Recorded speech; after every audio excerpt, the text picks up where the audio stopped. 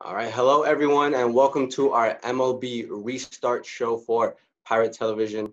I'm joined by an illustrious guest panel here of awesome MLB analysts. How are we doing, fellas? Doing great. How are you? Awesome. So we are going to get started 10 days until the beginning of an MLB season after so much turmoil and so much arguments and just a lot of sticky situations, we'll call it. So getting into the season, we have a 60 game season in which we have teams play in their region instead of just playing going all around the country for COVID reasons. So we'll start off with that. How do you guys feel on the teams meshing the interleague division system? We'll start with you, Cam.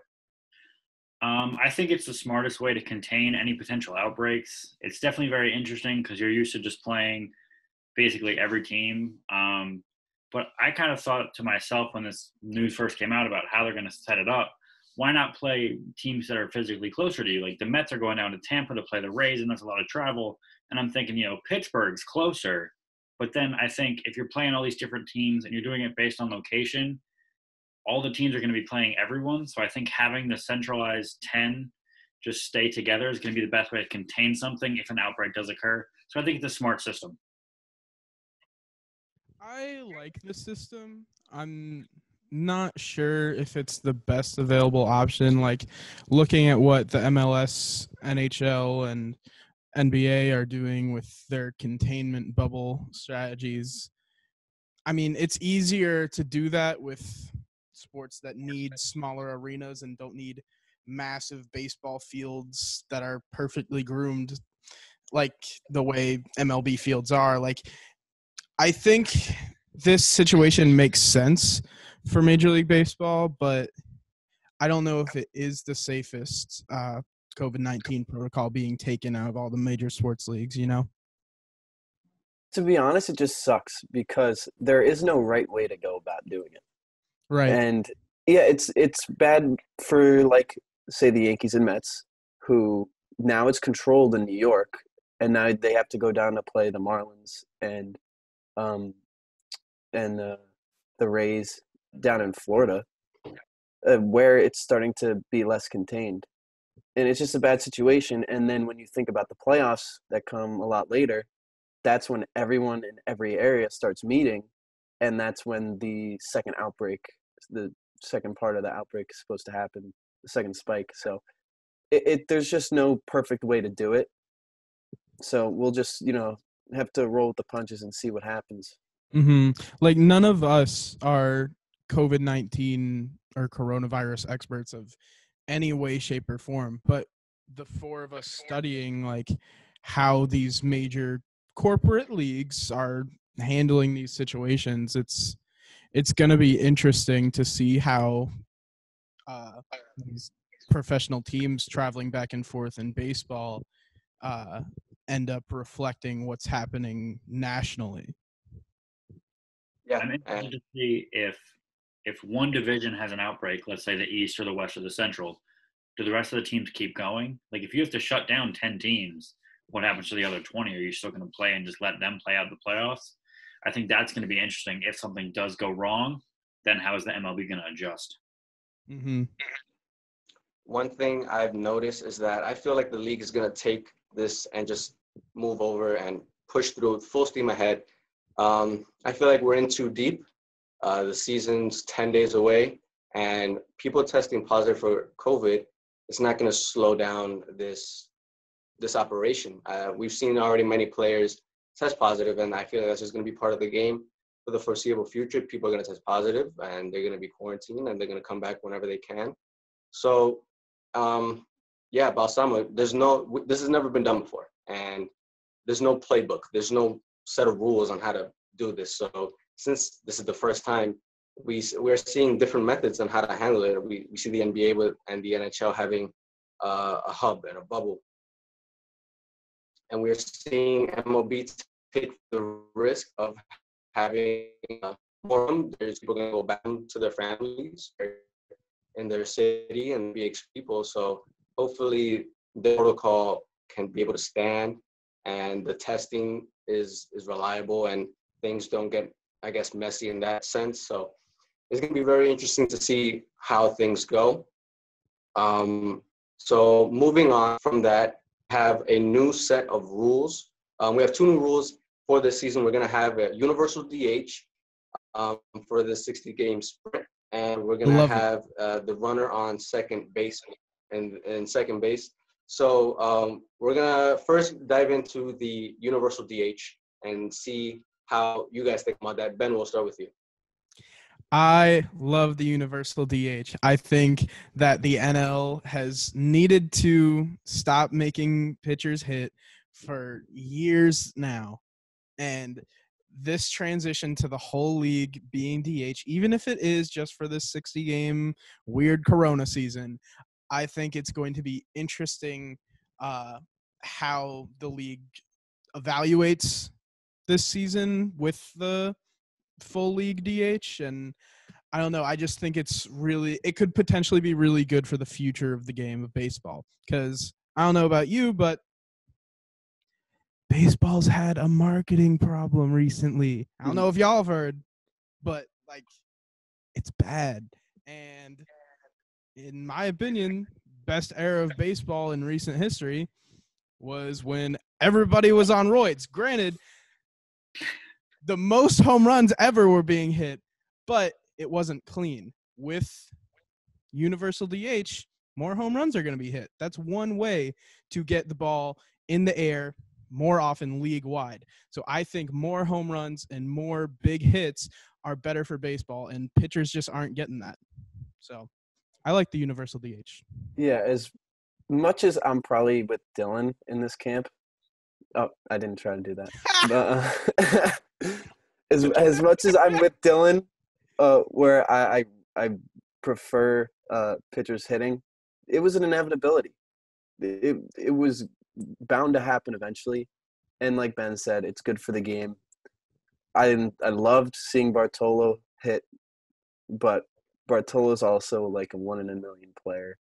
Sure, the Mets hit home runs, but with their pitchers, but they still hit 215. It's overall just more exciting, and it'll probably benefit the game more. Of course, personally, I think it takes away a little bit of strategy, but like that strategy is like 1% of the game. It's minuscule, and it's a minuscule change that I think will, bring in more than it takes away. Glad you guys saw me shaking my head no. I think for this season, it's probably really smart, just because you don't want any pitchers getting hurt in a way that's not really related to their craft as much.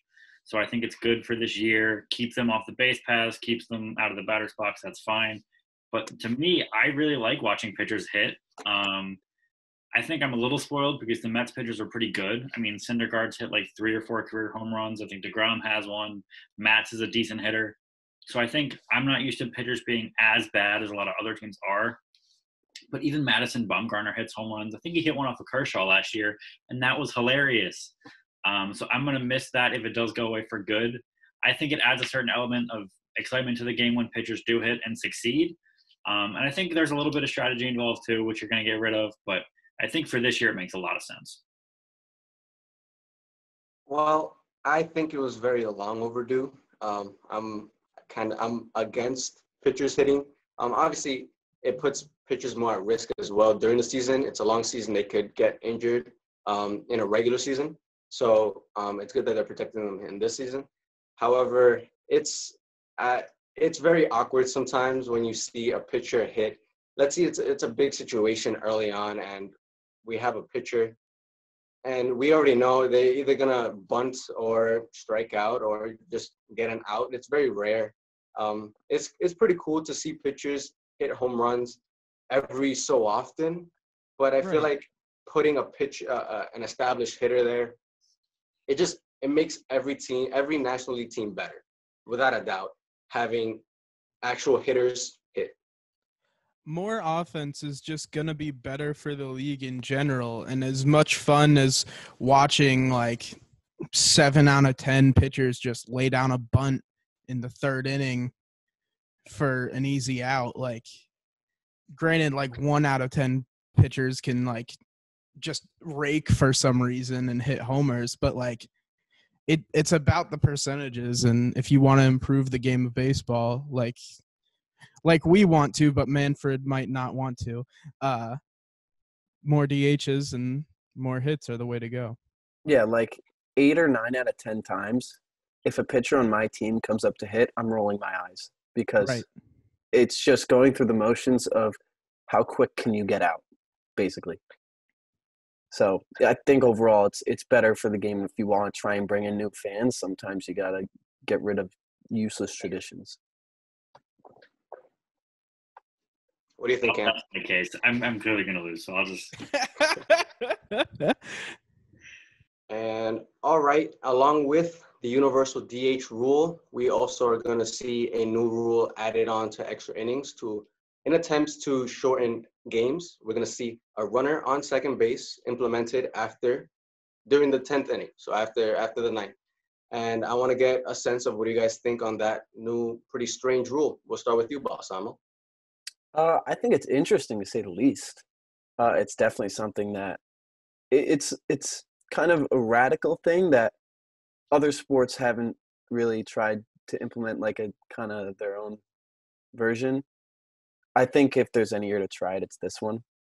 And it's really hard to have an opinion on it when you've never, seen it in use.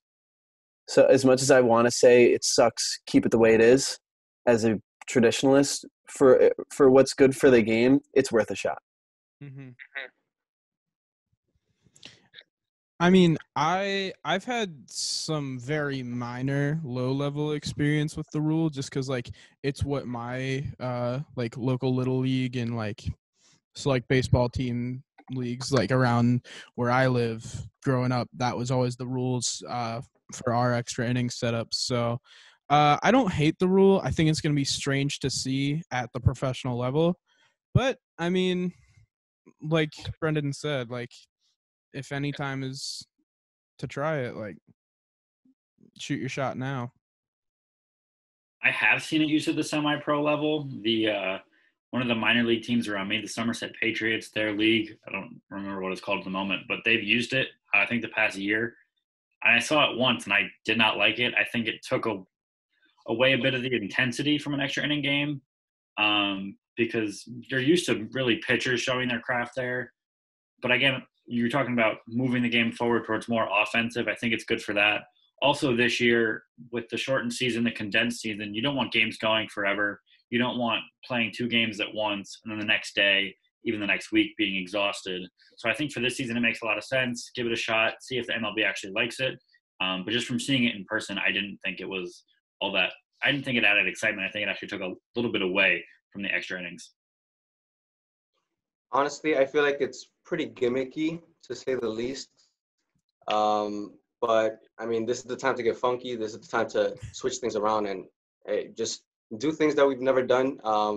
And talking about the universal DH, I feel like some of the strategy taken away from having pitchers hit, I think that strategy can be used in later innings when there's a runner on second base. Who do you want to pinch run? Who do you want to run?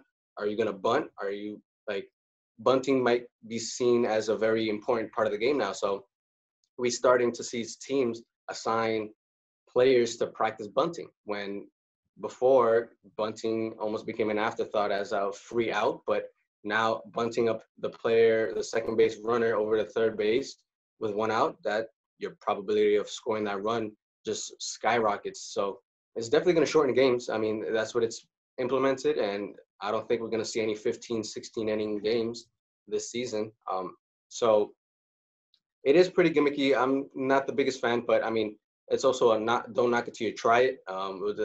We'll see how teams utilize their strategies and different matchups to their advantages, and having pitchers, I guess, come in already with the guys breathing down their neck.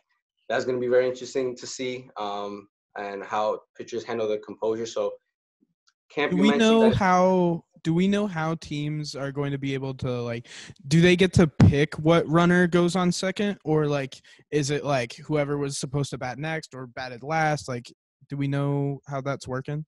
I believe it's the last player that made an out.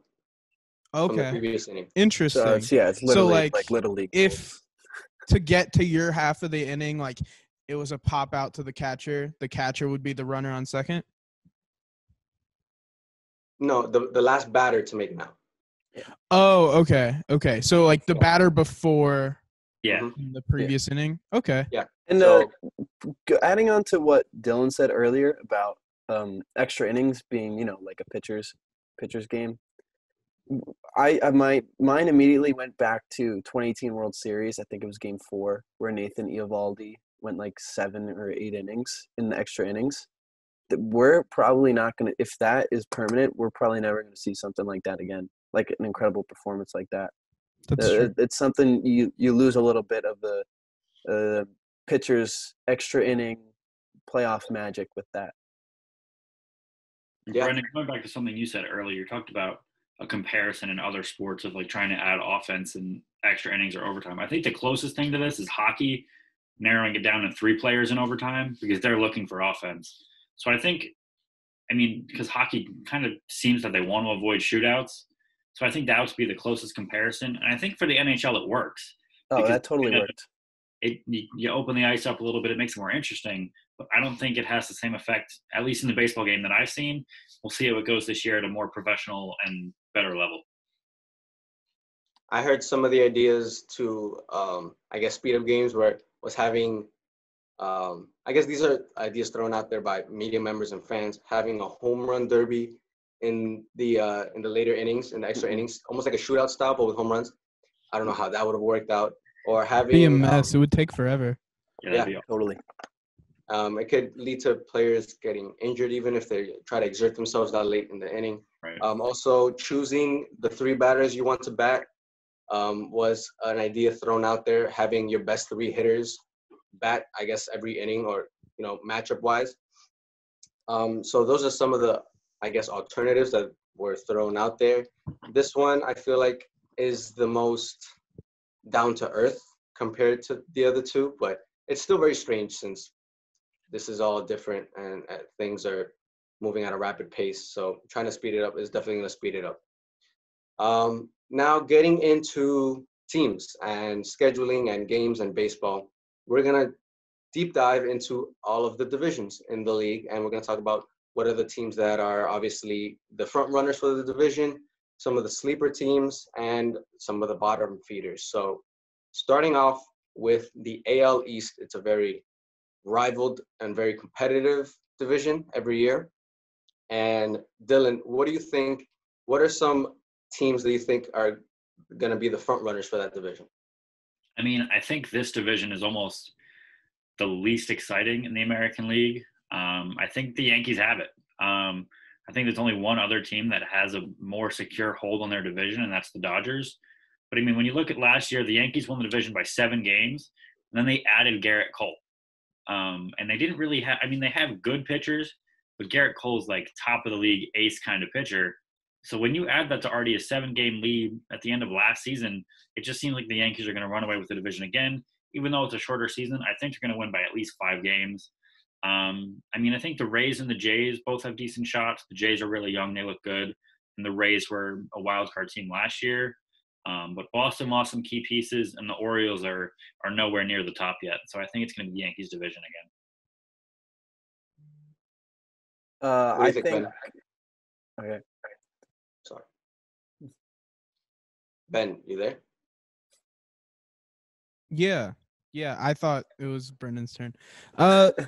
As for the AL East, I agree with Camp completely. I think the Yankees are going to be the runaway favorites. They didn't lose anything except guys that they brought on last year as one-year accessories, like Edwin Encarnacion. They lost Dellin, but they didn't really have Dellin last year. The Yankees have improved through health, through management changes within the coaching staff, firing Larry Rothschild, bringing in new pitching committee, new medical staff, of course, free agent acquisitions like Garrett Cole. The Yankees have gotten better, gotten healthier and have improved as an organization over the past year and are going to run away with the AL East. There is one team in the AL East that baffles me, and it is the Boston Red Sox in the fact that they are not good. It makes zero sense to me because their offense on paper is so potent, and they have one of the most underrated infielders in the league in Xander Bogaerts, but they just can't put pieces together. And I know they lost Mookie Betts, but to me, they're a ticking time bomb. When are they gonna blow up and just play to their potential? Can we slow down? They didn't lose Mookie Betts. They gave him away for basically in nothing. general It terms, was like they driving lost to Mookie Goodwill. Betts. Like in general terms, they lost Mookie Betts, is what I'm Right. saying. But then they have Bogarts, they have Benintendi, Jackie Bradley Jr. is a defensive wizard in center field. They have Rafael Devers, who's may look out of shape right now, which apparently the trainers aren't happy with him that he's out of shape, but he's still an incredible hitter. And I think they could put it together at any time. Yes, the Yankees are run away, but I think if the Red Sox do, eventually get all their stuff together, they could rival the Rays for a wild card spot. I mean, obviously the Yankees look like the top dog in the AL East, but one team I do have an eye on is the Rays. They were a wild card team last year, and they lost in 5 games to the Astros. And in a 60-game season like this, I feel like pitching is very, very important. And I feel like their starting rotation is one of the best in the division, one of the best in the region. And having Charlie Moore and Tony Snell and Tyler Glasnow, those are 3 very, very, very solid starting pitchers. And they can really open some eyes. The Rays are coming. They're very young, and they I feel like if they get another bat, they will be very, very scary. But the top 2 teams for me are the Yankees and the Rays. So it's going to be very, very interesting to see how that plays out. I mean, it can go many different ways. The Yankees, their starting rotation could be a question mark for them. And the health, we've seen that they are much better now than they would have started if the season started normally. They got Hicks now, Judge is back, Stan's back. All these players are recovering. Now, the main thing is to see them stay healthy and see them try to perform. I have no worries about Garrett Cole in the inter-squad games. He looks stupendous. He looks mid-season. He's striking out at a high clip as he usually does. He's walking very few. He's allowing minimal hits. I feel like he is going to be a force to be reckoned with in the East Division. So the Yankees How do we feel about Masahiro Tanaka's injury? That's terrifying, but the guy is like a tank for some reason. Like, he just walked it off. Not actually, but there's a video, I think earlier today or yesterday, of him, walking. He seems fine. He's happy. He's in good spirits. Yeah, he was waving to the camera. Yeah, it's kind of crazy. It's just like he's like a different breed. It's unbelievable. Not many people can take a 112-mile-per-hour line drive to the back of the head. But if anybody's going to do it, it's going to be Tanaka. He's going to be very, very interesting to be, I guess, would he be considered the second pitcher in the Yankees rotation? No, probably Paxton. Yeah, and then Tanaka. Tanaka's probably third. Cole, Paxton, Tanaka. Then, I don't know, I guess you go from there with Sevy out. Montgomery probably looks like him. Clark Yeah, Schmidt. I'm a fan of Montgomery. Clark Schmidt's looking very, very I think good. Clark Schmidt is like the second coming. If you saw that I think it was a slider against Glaber, just made him spin. It was disgusting. He was throwing junk, man. That thing had some movement. He could be a really key piece within the next 2-3 years. If not, maybe even this year. Their rotation is going to be very interesting because they have a lot of young prospects that they're trying to figure out what they are, but it's going to be weird because they have to use them this season rather than next because of injuries that have already happened in the offseason and last season. So seeing how their young pieces are able to develop over just 60 games it's gonna be something. All right. Well, staying in the division, we are going to now go into do you guys have any sleeper teams, some teams that fly under the radar that you think that if everything goes well, they have a running to like gun down against the Yankees? What do you think, Brendan? Well, I said the Red Sox before. I think, they have the pieces, and there's just some reason they can't put it together. I think if everything goes right for them and all the dominoes fall in the right places, they could put something great together, the Red Sox. I think the Jays. I like their young pieces a lot. They've got the three sons of former MLB greats, so I kind of like the bloodlines of those players, and I think they've proven that they're going to be good, if not good already. They got Hyun-Jin Ryu as well, who I think is going to help them out a lot. So I think they could possibly. I mean, I think more of a wild card than anything, but I think they'll be good this year. Yeah, I think Toronto could surprise some people, like depending on how their youth is able to develop over this shortened season. I think we're gonna see some regression among some of the MLB's young players not being able to develop as well as they could have over a full 162. So it'll be interesting to see how younger teams handle this odd season, but I think the AL East is going to be competitive just between the Yanks and Tampa Bay. I think Tampa Bay has one of those wild card spots pretty much locked up just as they did last year. They're still a great ball club and didn't lose much, so personally it might be one of the least exciting division races, probably. Yeah, for sure. That for and sure. NL West. Like there'll be good baseball played, but it won't be like, oh, it's up in the air. Like Won't go down to the wire. No way. I agree with Toronto. I like their youth, and my thoughts on youth during the season. I feel like youth might benefit teams. Hear me out. So we have a 60-game season. We have baseball players are a creature of habit. Older players, veterans, they are set in their ways. They have specific routines, and I feel like this whole thing ruptured that whole routine aspect of everything.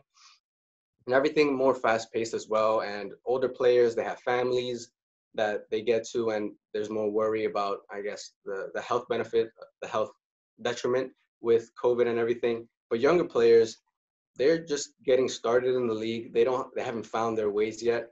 They've come from minor leagues where there isn't many fans played. So I guess the having no fans is not going to really affect them as much. So having these young players get a hot start and not really be affected, and they're younger, much more of them are single. So having that distraction of family away and concern for family away, and having them focus solely on baseball and what they've been doing for their young careers already, I feel like that might go a long way. So I like Toronto with those three young players, and the acquisition of Ryu is very, very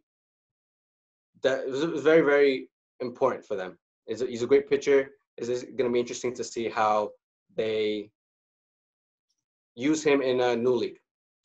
And I mean, I don't want to spend too much time on this, but we could all agree that the worst team in the league is Baltimore. Yes. Baltimore stinks. They're a sleeper. No, I'm kidding. No way. Yeah, they're us sleepers. They are going to have a very, very tough season. So moving on into the NL East, this is a very, very, very interesting, division. Very interesting. I think the most exciting division, I think. All right. So moving on with Ben. Ben, what do you think are the teams to look out for in this NL East? I think there's a lot of talent in the NL East, but I ultimately think it's going to come down to last year's runner-ups. It's going to be the Atlanta Braves. The Braves won it last year. I didn't mean like division. I meant like pennant. Oh, my bad. Wait, that's not true either, is it? Yeah. I don't know. Braves are good to me. I think the Braves have a lot of young talent, and they're going to keep building off of it. And I think the Braves are going to find a lot of success this season. What about you? I think this division is so exciting because I feel like, first of all, you have the defending champions. Two, Right. the Braves are obviously very good. 3, the Phillies got even better. And they already had a ton of talent in Real Muto, Harper, Rhys Hoskins, and then they added Didi Gregorius. And then the people sleep on the Mets a lot, which is not a surprise. But I think the Mets are in a really good spot to surprise a lot of people. And I think there are possibly 4 playoff caliber teams in this division. Yeah, I think in terms of the Braves, their pitching is just going to hold them back so much that could open it up for other teams like the Phillies, like the Mets, like the Nationals. Like, I hate to disrespect the Nationals, but we all know their winning was kind of a fluke. Like, no one expected them it was just like magic at the right to time. have as much success as they did. And by just keeping them on this this is baseball. Teams are very drastically different from year to year. So a team that was able to find that stroke of luck last year, I don't know if we should be giving them as much stock as we are. So that's why I'm trying to stay away from giving the Nationals hype just because they're defending champs. The Braves to me just have so much young talent offensively that I think they can win this division in 60 games on runs alone. I think Brendan said it best when it's probably going to be a 4-team race. I think the only team that in this division that's really out of it is the Miami Marlins. But if you haven't noticed Citi Field behind me, I honestly do think the Mets can pull out the division this year, and I'm going to tell you why. I honestly think even without Noah Syndergaard, they still have the best rotation in the NL East. The MLB posted on Instagram today, ranked the top 10 lineups in Major League Baseball, and the Mets were the only team on the NL East in that list. They shored up their bullpen. I think the universal DH, even though I don't like it, is going to help the Mets a lot because if they have Cespedes from the right side of the plate and Dom Smith from the left, I think that rule actually helps the Mets greatly. The Nationals lost Zimmerman and one of their starting 5 pitchers, Joe Ross, to the COVID opt-out. The Braves lost people as well. I think the Mets can actually win this division this year, despite people that usually just play them down a little bit. I think the Mets can pull it out this year. And you know what people don't realize? I know Nick is Markakis opted out for Atlanta. Did anyone else? And Felix Hernandez as well. And right. Freddie Freeman, I believe, was diagnosed with COVID, right? With symptoms, yeah. Yeah, and we now know that there are lingering effects even after it's gone. Mm-hmm. So you sometimes you gotta wonder how will that affect him during the season? Right. Yeah, but I think the Mets are one of the more slept-on teams in the league. I agree with Dylan. I think one of the most slept-on players in the entire league is J.D. Davis, who broke out in a big way last year, hit over 300, hit for a bit of power. And if he, once again, plays a big role in the Mets, they could really do something with that lineup. I think he's going to start at third. I think he's going to be the starting third baseman this year, and he's going to help out a lot. And Jeff McNeil in the left field, you think? Yeah, probably. Yeah, left, and then probably put Nimmo in center. And Conforto in right. Yep. Did you guys see on Buster Olney's top 10 first baseman list, Pete Alonso was second? I mean, I actually watched highlights of him today just because I was preparing for the show, and as a Mets fan, I loved him last year. Mm-hmm. He actually had better defensive plays than I thought he did.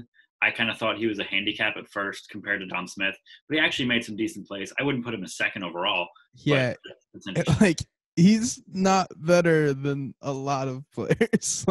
Who was very young 1? And he has a lot of promise, but there who are. Was number 1? Freddie Freeman. Who'd you say, Ronnie? Freddie Freeman. Right. Yeah, I would probably have to agree with that. It was Freeman, Alonso, then Goldie, right? Yeah, I think Goldschmidt's better than Alonso too. Yeah, me too. I think Matt Olson is better than him. I think it was Rizzo was at 3. Rizzo was at 3. Goldie was at 4. Yeah, that's what it was. I just think, it's just you have to take everything with a grain of salt because not only we know now that the balls were juiced last year, it was Alonso's first year. So you have to, temper your expectations. As much as I love him, and right now he's probably my favorite player in the league, not only the way he plays, but just who he is. You just got to take it with a grain of salt and be like, yeah, it was his first year. Let him grow more. See what happens. Yeah, this division is super stacked with pitching, but I feel like the Braves pitching kind of gets underlooked. If I'm correct, they did pick up Yu Darvish in the offseason, which he could turn it on. He was a big prospect. He hasn't shown much in the teams that he's been playing for, but he's an arm. I feel like Mike Soroka is a young stud. He's big time. Fultonowicz, he's in there too. So they're pitching, but the Braves as a whole, I feel like is the team to beat at the top. The Nationals, without Rendon, without Zimmerman, that takes a pretty big hit. And the Mets, I feel like they benefit the most out of the DH. If Cespedes is healthy, having him at the DH role is huge. Robinson Cano there is huge. Dom Smith could be there. So it's gonna be tight. I feel like this is one of the divisions that's gonna go down to the wire. Depending on the health and how these players play, it's gonna be very, very fun to see. We always love to see down to the wire division pennant races, and it's always enjoyable to see a team go against it, especially now when there's so many inter-division play. So it's gonna be great to see. Marlins, we know those are the bottom feeders of the division. So we'll head on to the Central now. We're going to go into the AL Central. I feel like this is a very, very, very interesting division, and I want to get your guys' thoughts on it. Ben, what do you think? This might be my favorite division in baseball right now. This division or the NL Central, honestly. I think the AL and NL Central are both super interesting. As for just my winner off the top, I'm going with Cleveland. I think Cleveland is looking to have a bounce back year, and I think they have the roster to do it. I think Francisco Lindor is going to have a career year this year. I think he's going to be top 3 in MVP voting, and I think their pitching staff is as strong as ever with guys like Bieber, Clevenger, and Carrasco. Like, I think the Indians are like a top team to beat, especially if Jose Ramirez is able to stay consistent over these 60 games. But like I said, I think a lot of this is their pitching is very reliable, especially their starting pitching. But like, I think if Francisco Lindor has a huge year like he's slated to, they're going to be making some noise in the playoffs. Personally, I think it's going to be the Twins again. I just love that lineup. It was record-breaking lineup, and then they added Josh Donaldson. Like, you can't go wrong with choosing. I think personally they might have the best lineup in baseball. It's just so powerful. Like, I don't know. Something about them, just, their lineup, their strength, I think just puts them above the rest, personally. Yeah, I think when I was looking at kind of how this division's been the past couple of years, those two teams for the past 3 years have finished 1-2. So I agree with you guys that it's going to be one of them. I would agree with Brendan. I think their lineup is a bit overpowering compared to Cleveland's.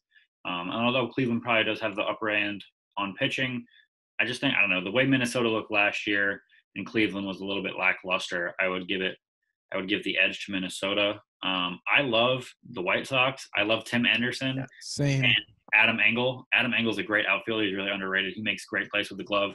I love those two guys. So I would love to see the White Sox succeed, but I think it's going to be one of those two teams, the Twins or the Indians. But I think the White Sox could give them a run for their money, honestly. I think the White Sox have a good team, and if not this season, then maybe in the coming 1 or 2 years. Yeah, the Sox are genuinely – they're a deep team.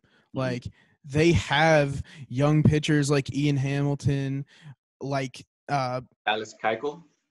Yeah, they got Keuchel. I forgot about that. But like, they're super deep at catcher with Grandal and McCann. Then Tim Anderson might be the most underrated player in all of baseball. Like, he's such an exciting player and such a he was incredible at the plate last year. I genuinely think that this division could end up being a 3-team race. And there's a possibility that 2 and possibly 3 teams from that division. Now, Don't forget the White Sox added Encarnacion. We're not going to see a 3-team we're not going to see 3 teams from a division make the playoffs this year just because there's so few games where you're not playing each other. Yeah. But yeah. I think 2 of them could realistically make the playoffs, and that's what I have. I have the Indians and the Twins both making it. I think 1 out of the 2 wild cards is coming from the Central. You can almost lock it in because of teams this year are really going to take advantage of the bad teams. In years past, in such a long season, when you play a team like the Orioles, the Tigers, the Pirates, you kind of take a day off. But in this scenario, you can't take a day off. So I think that teams are going to really try to be undefeated or win as many games against these teams that are not really competing. And this division has, I guess, 3 teams that are not in competing mode, not win now mode, which is the Royals, the Tigers, and the Pirates. Mm-hmm. So they're going to be playing a lot of games against those teams, and there's going to be a lot of wins racked up between the Central Division. So I think that it's going to be a repeat of last year. We're going to have the Twins coming out, and we're going to have Cleveland as a wild card team for the playoffs. The Twins Bomba squad, they hit balls hard and they hit balls far. Miguel Sano, I feel like he might be in contention for most home runs this season. He also might not play this season. We're going to have to see. But that having him in the lineup definitely is going to boost their chances of making the playoffs. And Josh Donaldson, a former MVP, he's solid third baseman, great hitter. He did great in Atlanta last year, so it was good to see him there. So moving on now to the NL Central. What are you guys' thoughts on this very, very interesting, very, very packed division? We'll start with you, Camp. To me, I think it's going to be the Brewers. It really should have been theirs last year. Obviously, Christian Yelich went down towards the end of the season, and that kind of tapered their chances and ended up giving St. Louis the division. I think if he's going to be able to DH, that'll keep him a bit healthier, put a little less stress on him. So I think that's going to help them a lot. We talked about how it's probably the best for the Mets in the NL East. I think the NL Central, this helps out the Brewers the most. But I think it's going to be kind of like the NL East, and there's going to be a lot of teams competing. The only team that really I think is 100% out of it is the Pirates. And then other than that, you got 4 teams that are all going to be pretty good and trying to win. So I think it's going to be a fun division to watch. I know Ben's mouth is watering right now, wanting to talk about the upstart Cincinnati Reds. I'll let Ben take that away, but first I'll just say that I think the Brewers are going to take it because I think Yelich is like an incredible player, but the Reds could give them a run for their money. I'll let Ben take it from here. The Cincinnati Reds are in great contention to not only win this division this year, but to win it for the next few years. And in a few years from now, we could be talking about the World Series champion Cincinnati Reds. I'm calling a Sports Illustrated Kansas City Royals situation for this Cincinnati Reds roster. They've built themselves up from the draft and from trade acquisitions so well that they are incredibly deep when it comes to pitching.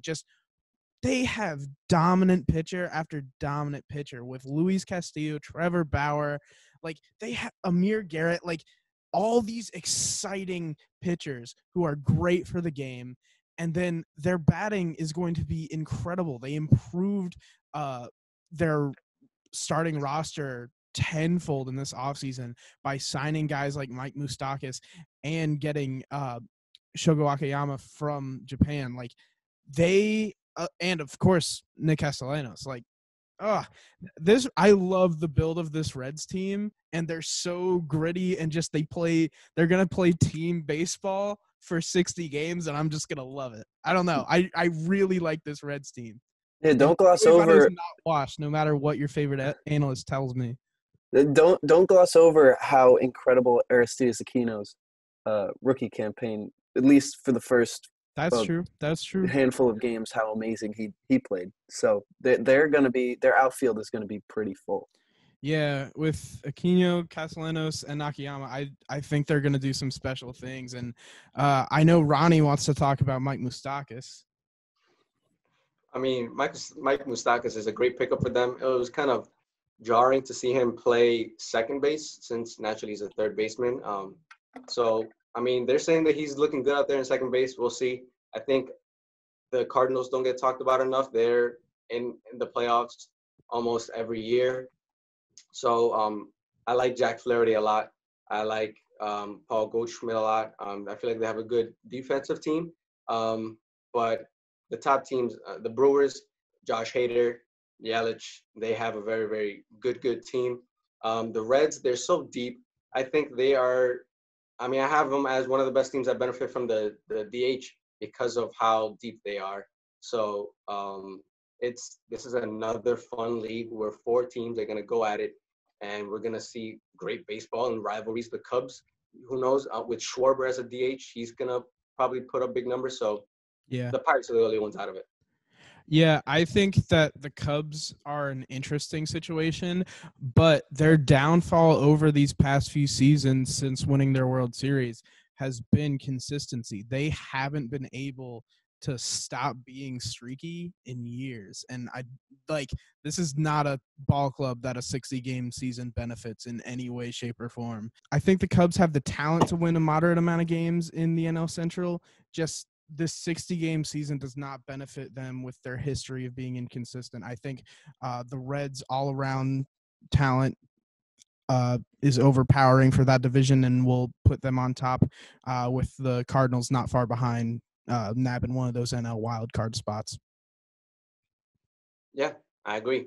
And Pirates, they're just there just to look pretty, and their nice stadium and the bridge. It is a nice stadium. So it is very nice. Very, very nice ambiance. Yeah.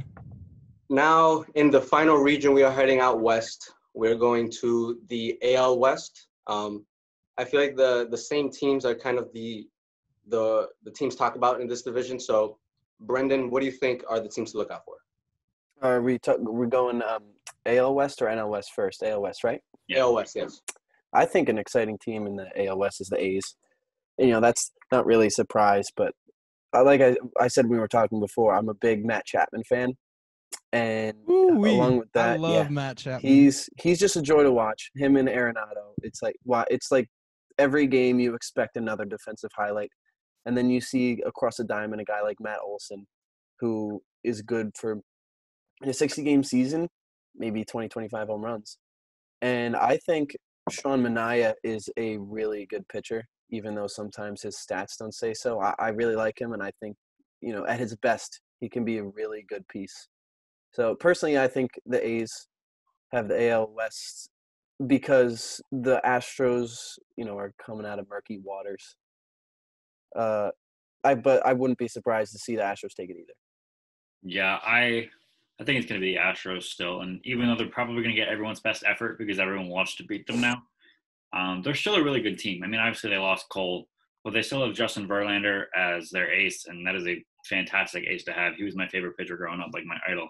So I'm never going to root against him, even though the Astros, everyone else wants to root against them. I think the sleeper for me is the Angels. They have Ohtani back at full health, and they just added Rendon, who I think is going to do wonders for their lineup. So I think that would be a team to watch out for. The A's, Angels, Astros, all 3 A teams, I think are only going to be the 3 that compete, and the Rangers and Mariners are kind of just going to be stuck at the bottom still. Yeah, I think I agree with you, Brendan. I love the Oakland A's this year. I think they've got just a tremendous talent in Matt Chapman. I think he's arguably the best young third baseman in baseball. And Matt Olson, like you said, can blast home runs. And Marcus Semien is no joke. He's a great shortstop for them. And Chris Davis being able to play that DH role for them is incredible. And then as for their pitching, having a starter like Mike Fiers in the middle of your rotation is always strong, and Liam Hendricks is arguably the best reliever in baseball right now. So I think the A's are going to be in a great place to win that division, especially with the Astros likely to see kind of a slump with being exposed and dragged all off season. So MLB legend Mike Fiers yep. will always be an A+ in my book. Yeah, and I have a great appreciation for Mike Fiers, so had to shout out my man. And Dylan, you brought up the Angels, and I completely forgot about them when Ronnie asked, but they will definitely play a big piece in this division. I think maybe it might not be their year just yet, but they have the groundwork with Trout and Ohtani, and now they have another big bat in Rendon. I really think they could surprise. And honestly, it might not even be a surprise if they win because they do have that talent. Yeah, they're going to be really fun to watch offensively. Their pitching staff is just a joke, though. Yeah, it's almost like the Braves a little bit, where they really could put something super great together if they had the pitching to back it up. Like it's funny to hear the statement like your best pitcher is your right fielder, but like it's true. Yeah. Like Yeah, I'm really, really high on the A's. People forget that Marcus Semien was a top 3 MVP candidate last year. Their infield is defensively one of the best in the league, having Chapman, Olsen, and Semien. I like Minaya a lot. They kind of choked in the wild card last season, but they're a team to look out for. The A's, I feel like Mike Trout makes or breaks it. I mean, he's the consensus best player in the league, but there is a lot of question whether or not he's going to play this season. So having him in the lineup is going to make or break that team, because Ohtani's going to, I feel like he might get MVP votes like towards the top of the list if he has a great season pitching wise and batting wise. If he's above average in both, I feel like he's going to be very, very, very important and touted for that MVP spot. But Rendon, he's always been underrated, and he finally got the shine he got last year. And going to a team, he definitely is going to add much needed, I guess, star power to the team. That team was very, I guess, unmarketable. But now having Ohtani and Rendon along with Trout is gonna go a long way. The Astros, it's so dicey with them because now I guess we're gonna see them for who they really are, without any schemes and without hijinks, without any trickery and tomfoolery going on around there. So losing Cole, no zany gags. exactly. So we're gonna see them for who they truly are. Verlander's still good. Greinke is still on the team, and he's a very good pitcher. It just sucks because they're such a talented team. They really are really good. But we don't. Do we know that? Do we know that? Yes, we do. We do know that. We do know that. Altuve's been getting more than 330 for like a decade. Altuve proved himself. Verlander is gross. Greinke is gross. We all know that these guys that are all up there were all high draft picks and had the potential to be like that anyways. I feel like this is going to be had the ability. This is going to be a big year for Springer. He's going to be a free agent, so contract year. We're going to have to see how he plays. He was the World Series MVP the first year they won, so he's a great player, great center fielder. But I feel like in the eye of the public, the A's, I guess, surpassed the Astros for what the murky waters, as Brendan said. They're coming out of. The A's are looking towards to capitalize that. The Rangers, they got Corey Kluber from the Indians and Joey Gallo's there to hit home runs, but they don't have much going there. And the Mariners, they're the bottom feeder of the division, so they're gonna try to gang up on them to see how many wins they can rack up against the Mariners. Any final thoughts on the A's, on the AL West? No, I'm ready to move to the NL. And now the NL West, I guess I would say I personally think is the most lopsided out of all the divisions. Unfortunately, yeah. Ben, what do you think about the division? Wrap it up, Dodgers. Short and sweet.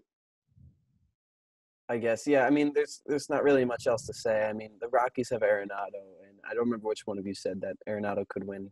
Yeah, Dylan said earlier when we were talking that he thinks Arenado will win MVP.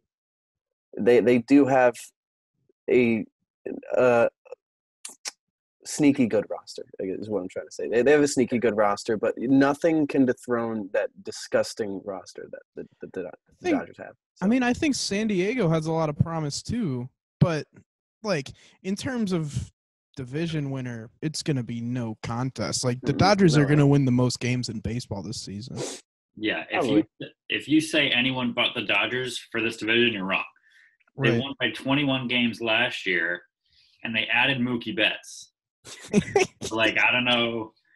It's just stupid. It's going to be the Dodgers. It's just not fair. It's literally not fair to any of the other teams. The other NL West teams could potentially sneak into a wild card, but I mean, in terms of division, it's over. Wrap it up. Right. But the way the Giants have been the past couple of years, though, it seems like they're bad, then good, they're bad, then good. You never really know. They don't have Buster Posey this year. They don't, but it's just when you think they're out, they aren't. They're like they the may Cardinals. not have Posey, but did you see that picture of Kung Fu Panda the other day? Ooh wee, my man's looking good. All right. Pablo Sandoval is a player to watch out for in this division. Just to watch out for him. Like, look out if Not he's for good reason. Like, look out. Yeah. Dodgers, like you said, they won 100. I forget. They won 100+ games last year. Added Mookie Betts. Added David Price.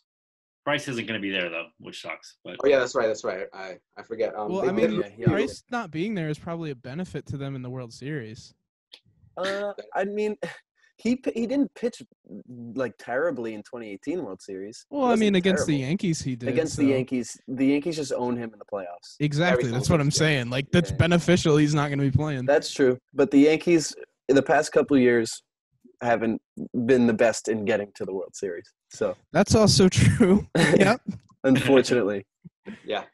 The Padres, I feel like, are sneaky. I feel like they're still a bat away. I am the proponent of them signing Yasiel Puig. That gives them a little more bat power in the lineup. I love Tatis. Hosmer is pretty good. Chris Paddock is a good pitcher. He had a great rookie season. I like how he's been looking. It's going to be interesting to see how he comes back from his rookie season. But I don't think the Padres are sneaky, but I don't think it's their year yet. If anybody is going to contend, for second place, because it's a race for second, it's going to be the Rockies. The Diamondbacks, they got a mad bum. I like Ketel Marte, but they don't have much to offer over there. Not only that, but like, look. Oh, I can't share my screen. I pulled up the Padres' new uniforms. Fire. They revert back to the brown and yellow. I mean, it's so a classic good look.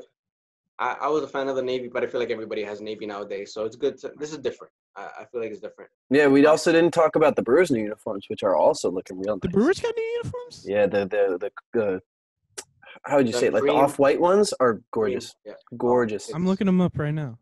Beautiful jerseys. The cream. That's the word I was looking for. The cream uniforms. So there's not much to talk about in this division. The Dodgers. Oh, those are nice. Mm-hmm. Those are really nice. I like those. So we went all over the country. We went from the east to the central to the west. A lot of good teams, a lot of bad teams, a lot of sleeper teams, a lot of teams. There's a lot of teams in baseball. I'll say a lot of teams. Bold. The MLB on Instagram, they came out with a list of the top 10 lineups. This is I guess to recap the best teams. Just for our viewers, we're going to say the top 10. Number 1, Dodgers. Number 2, Minnesota Twins. Number 3, the Houston Astros. Number 4, the Yankees. Number 5, the Oakland Athletics. Number 6, the New York Mets. 7, White Sox. 8, Cubs. 9, Red Sox. 10, Los Angeles Angels. I want to get a sense of what do you guys think on the top 10 lineups? Not a team as a whole, but I guess their offensive firepower. What do you guys think? Camp, what do you think? I mean, I think for the most part, a lot of those teams probably would have been consideration if I tried to do this myself. I think the Braves, I think a lot of the NL East teams probably could have been in there. got the Braves, the Phillies come to mind is probably right below that list. That's the division I'm most familiar with as a Mets fan, so those are kind of the teams that jump out. But yeah, I think for the most part it was pretty good. Maybe there are different teams. I think the A's are honestly kind of overrated. I know you guys were all high and mighty on the A's. To me, they haven't proven that much yet, but I think the Reds as well, probably pretty close to being on that list. So it was good overall, but I think there's a couple changes I would have made. Yeah, I agree with you. I think that the Yankees should jump the Astros. I think Dodgers Twins being in that 1-2 range is fine, but Astros being 3 after what we know, I don't know if that's 100% fair. I don't know if the Mets being in there is fair considering their rotation is so much of their team. I'd say they're top 10. I don't know if they're 6, but I would definitely say they're top 10. I'd say they're 10, if that. I don't think Boston or Chicago Cubs deserve to be in there. The White Sox, I think the White Sox you could drop a spot or two lower, but I think the list is fine. I think, like you said, Dylan, like the Reds could squeak in there. Some other teams potentially. Yeah, I think it's bad that the Cubs are in there and the Braves aren't. I think Indians aren't either. I think I don't know. I think the Braves just proved last year that they have one of the better lineups in baseball. I think the Braves are probably the biggest snub, yeah. Yeah. The Phillies also could have been on there, like you said. I would also have Yankees jump Houston. And Ben, I completely disagree. I think the Mets have one of the most slept-on lineups in all of baseball because if you think about it, McNeil is a 300 hitter. They have Pete Alonso. Wilson Ramos is one of the most slept-on hitters all of last year. When he went on that 25-game hit streak, 25 to 30, something like that, very big hit streak. J.D. Davis, I said, is great. Amin Rosario broke out in the second half of last season. J.D. Davis also hit over 300, just like to point out. Michael Conforto is just steadfast in being a good hitter. I'll never believe in Michael Conforto because Mets fans tried to tell me he was better than Aaron Judge that one year. No, he has not been better than Aaron Judge, but what did he hit? He hit like 30 home runs last year? Yeah. Yeah, he's still a great hitter. I just think the Mets do have a good lineup, but they don't have the success with that lineup to justify them being 6th.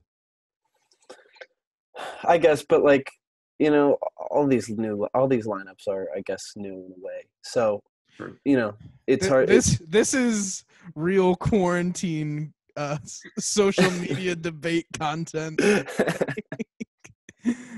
Like we're just arguing a list like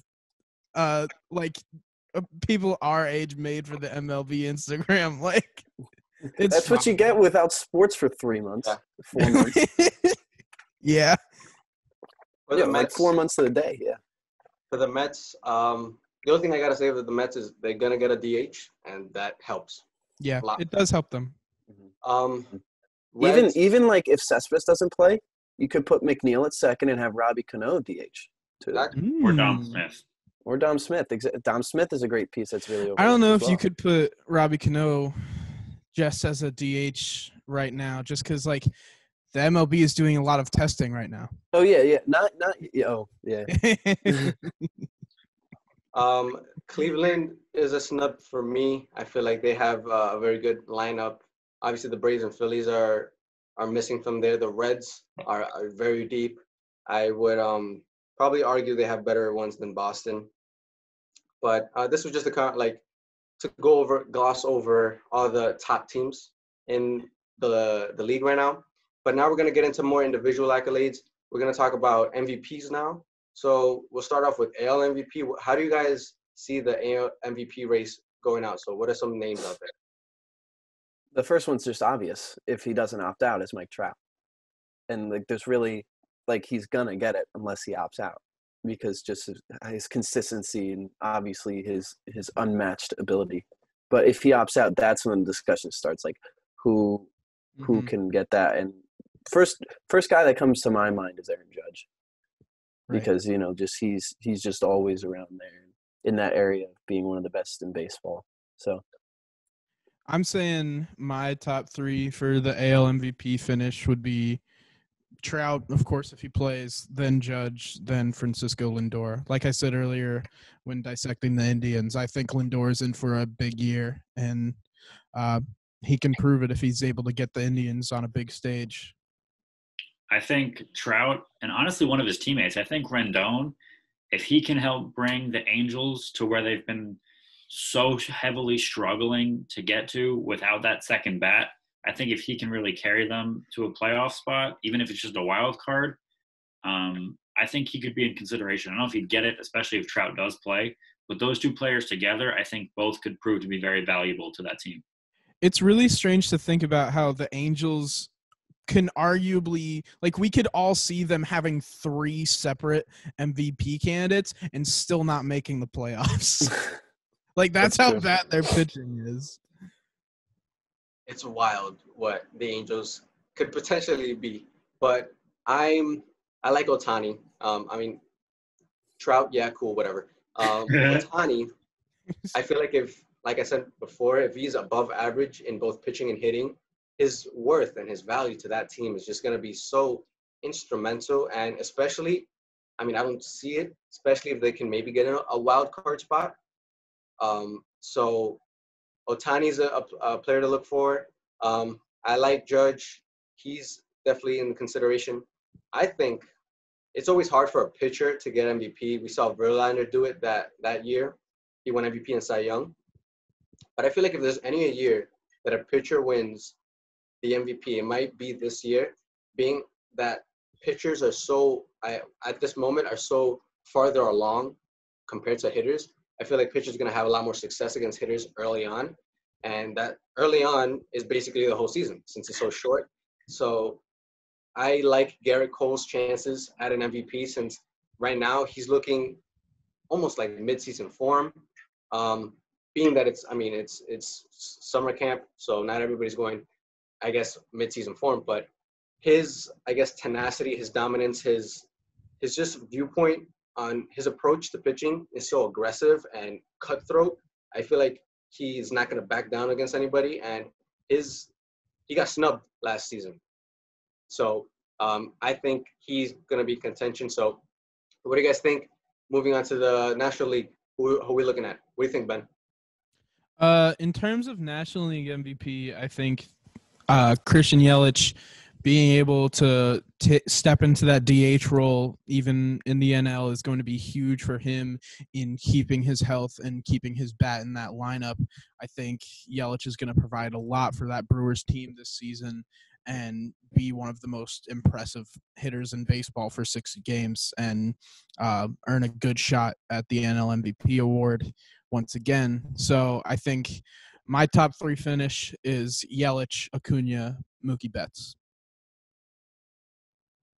I said Judge before, but I'm going to stick in the East. I'm going to say Juan Soto because he just proved that despite his age, his game is more mature than like 50% of MLB. And he has just so much talent. He could prove to be better than Acuna. So I think he could swipe that from Yelich and could give Betts a good run for his money. Ronnie, I think you said that this is, if any year for a pitcher to win MVP, it would be this year. And I cannot express to you how tempted I was to pick Jake DeGrom.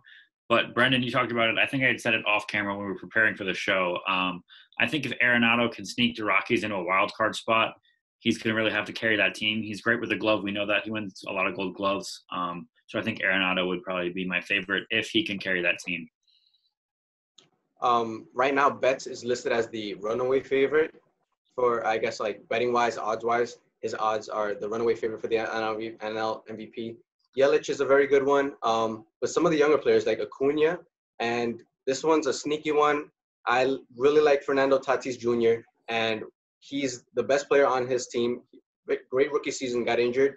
He might get some sneaky top MVP votes. We'll see. But I guess I think it might be Betts. Betts is just so good of a player, and going into such a great team is just gonna catapult his status, I guess, as a great player. And this is contract year, so he's gonna go all out. Now, do you think that Tatis doing something similar to like what Dylan said with Arenado would be possible. Like if Tatis got the Padres to that wild card spot, he could be in good consideration for the award. Most definitely, because the Padres, they are seen as like an outsider team compared to the Rockies. But if they're competitive and he puts up astounding numbers like he was on pace to do last year and what he did do, and he's a wizard at shortstop, his defensive highlights are just out of this world. So defense, offense, and his just electric ability, I feel like definitely. And also, as much as we were saying, like, you can't judge him yet, we can't sleep on Pete Alonso because he just had an absurd season last year. I think Alonso's a candidate. I just think calling him the second best second baseman in baseball as of today is a little too early for Buster Olney to be saying. And I totally agree with that. But, you know, he has proved that he can hit at this league. Right. And, Enough about bats. Let's head over to the mound. Who are we seeing for AL Cy Young? What do you think, Camp? I have a really strong feeling I know where Ben's going to go, so I'm going to try and mix it up a little bit. I think Verlander's obviously in contention again. He won it last year. He's incredible, and now he's going to be the ace of that staff, so he's going to have a little more pressure to succeed. But I'm just going to throw out some fresh names, a couple guys that I would consider candidates. Hyun-Jin Ryu, his ERA last year was better than anybody in the AL. So now that he's in that league, if he keeps up as good of numbers, he could be in contention. As well as Shane Bieber. He's an innings eater. He had the second most innings in baseball last year, and I think he finished fourth in ERA in the American League with a lot of strikeouts as well. So I think those two guys could be fresh names that in the shortened season where pitching is really important, their success could lead to that reward. But I'll let Ben tell you the obvious answer now. No, I agree with you, Camp. I think Bieber and Clevenger are going to be awesome in Cleveland this season, have a lot of success on their mound, and help Cleveland win that NL Central over Minnesota. I think their pitching, in addition to, I know I've been spouting Lindor propaganda all night, but I really think Cleveland's going to be a good team, and their pitching's a big part of that. But as much as Bieber and Clevenger can do on the mound, I think, like Ronnie's been saying, Garrett Cole is arguably the most dominant pitcher we've seen in a long time. Like, yeah, he didn't technically get the award last year, but everyone knew Garrett Cole was the pitcher batters feared most last season. Like, that man is on a roll, just signed the biggest deal in baseball history for a pitcher. Like, we're about to see some of the most impressive pitching of the decade from Garrett Cole. But as for runners-up, I think Clevenger and Bieber are very good. I also think Jose Barrios is really good, and Charlie Morton has a chance as well at the award. So I think I'll say it, I think there's a lot of good pitchers. I think there's some good ones, especially in the AL. Yeah, and don't sleep on Blake Snell either, former winner Blake Snell. Blake Snell is overrated and not that good. Well, he won Cy Young, so. So did Ubaldo Jimenez. You know what? What do you think, Brendan? Yeah, I said Blake Snell, but like all of this is a really roundabout way to say Garrett Cole. Because, yeah. He's just far and away the best pitcher in the AL. It seems right now. Mm-hmm. Yeah, I think it's his to lose. Mm-hmm. He's the Mike Trout of pitchers right now. Yeah, kind of. That's weird to think about, but yeah. Yeah. All right. In the NL, who do we think is going to come away with the Cy Young? Dylan, don't say it yet. Yeah. I think the East is going to have a hell of a lot of talent pitching-wise. Strasburg, Scherzer, but you just can't doubt Jacob deGrom. You just can't. Yeah, Jacob deGrom is – one might call him the Mike Trout of pitchers.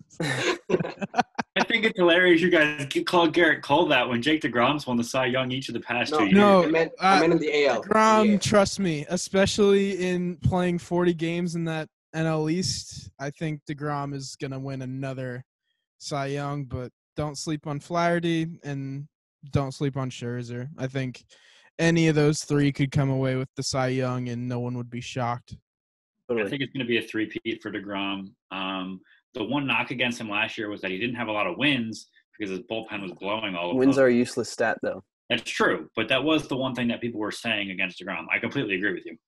But I think this year having a bit of a better bullpen will help him with wins and even just further his dominance in the NL Cy Young race. Yeah, it's a testament to how dominant he truly is when he's at his best, because he had a rough patch last year, I believe, in the first half.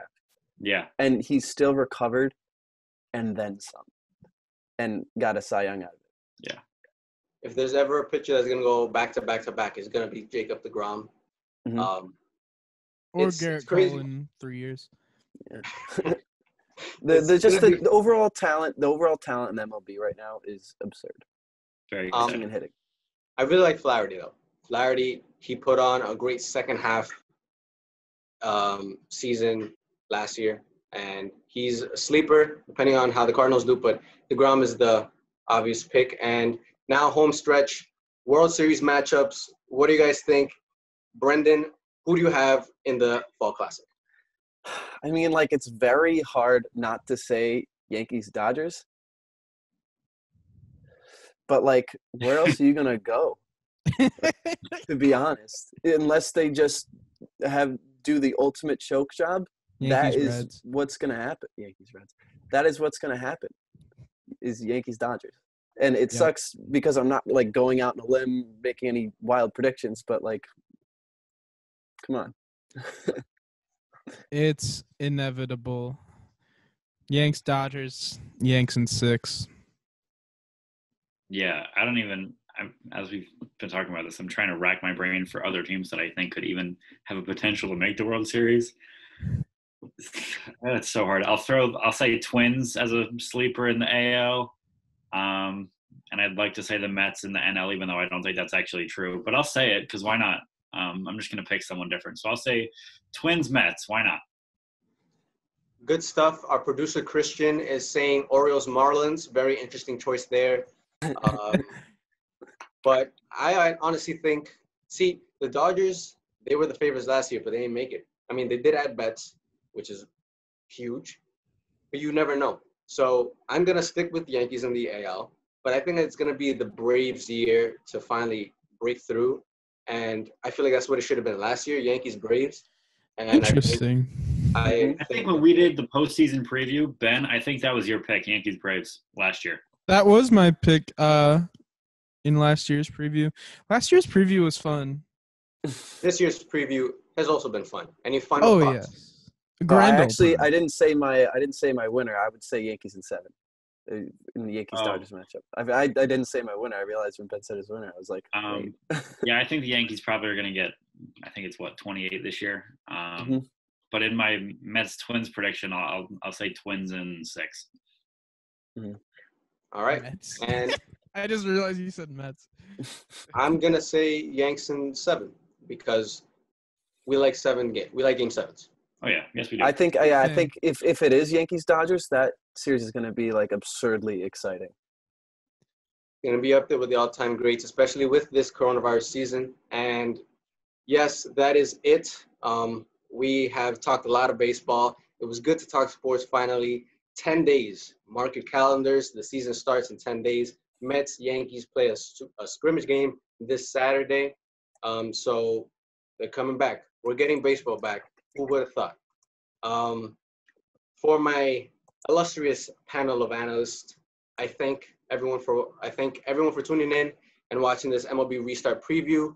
And make sure to tune in to PTV for other sports. We're going to have NHL and basketball talk coming up, and hopefully NFL talk in the more distant future. So thank you, everyone, for watching, and keep it locked for more content.